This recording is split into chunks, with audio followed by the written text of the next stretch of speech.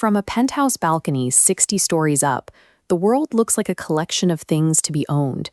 There are the private jets, the billion-dollar tech firms, and the absolute freedom of a high-yield portfolio. But when you can buy anything, you often find yourself possessing very little. Daniel Cross spent his days managing an empire, but his evenings were spent in a quiet office. Despite the luxury, he was tired, not from the work, but from the realization that every room he entered became a marketplace. He noticed a recurring pattern. People didn't talk to him, they pitched to him. Dates felt like negotiations, and family gatherings felt like board meetings. His wealth had created a wall of static that made it impossible to hear a person's actual voice. Daniel had successfully acquired the world, yet he lacked the one thing that doesn't have a price tag, a connection that existed regardless of his bank balance. The catalyst was a dinner with his girlfriend, Olivia. As he tried to talk about his day, she interrupted to show him a list of designer boutiques she wanted to visit that weekend. She saw his presence as a logistical necessity for the trip. That night, Daniel decided to conduct a social experiment. He would hand over the keys to his fortune to 3 women in his life for exactly 72 hours to see what they would do with total financial autonomy.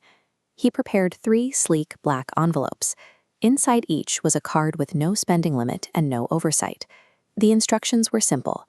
Use this for 3 days. No rules, no questions asked. Daniel believed that if you remove the fear of cost and the need for permission, a person's choices will reveal their true priorities. He delivered the envelopes to 3 people: Olivia, his girlfriend; Claire, his executive assistant; and Rosa, the quiet house cleaner. Olivia didn't wait.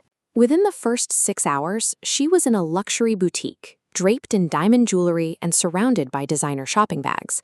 She spent the weekend hosting champagne lunches and posting every purchase to her followers. For Olivia, the card was a tool for visibility. The unlimited balance allowed her to broadcast a version of herself that was defined entirely by what she could display to the world. Claire's strategy was more surgical. She didn't buy jewelry. Instead, she booked tables at the most exclusive business clubs in the city, hosting dinners for high-profile executives and power brokers. Claire was using the capital as a bridge. She saw the money as a way to buy her way into rooms where she could secure her own future influence, independent of Daniel's company.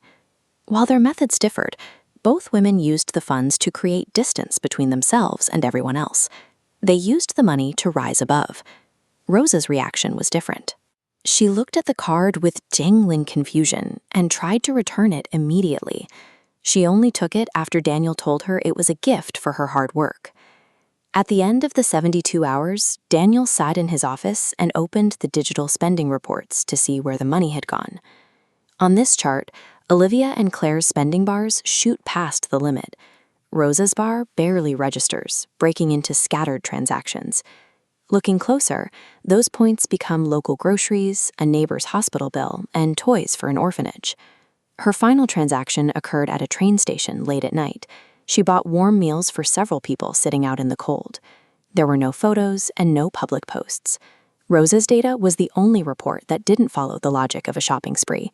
She was the only person who saw the infinite balance as a way to solve problems for others rather than as a prize for herself. Daniel invited all 3 women to a final dinner.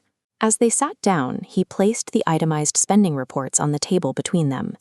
He explained that the cards were part of an experiment to see how they would behave with total financial freedom. The actual money spent didn't matter. What mattered was the direction the money moved. Olivia was angry that she was being judged. Claire was defensive about her professional ambition. But Rosa looked at the table, seemingly embarrassed that her small purchases were being discussed.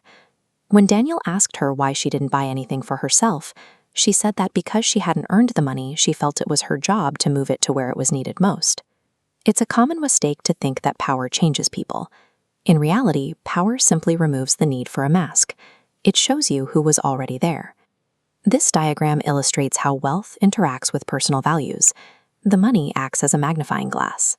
It doesn't create a new personality. It just takes the existing traits of a person and scales them up until they are impossible to ignore. After the experiment, Daniel's daily routine began to shift. He spent less time in the high-stakes environments of his boardrooms and more time in the quiet, everyday settings where Rosa lived and worked. He had set out to find if anyone could see him without seeing his net worth. In Rosa, he found someone whose own internal compass was so strong that his money was the least interesting thing about him. For the first time, the noise of the transactions started to clear. Daniel wasn't looking for a quick fix for his life, but he was finally beginning to understand what a real conversation sounded like. Wealth can build a world of high-definition illusions. It can buy loyalty, it can buy attention, and it can buy status.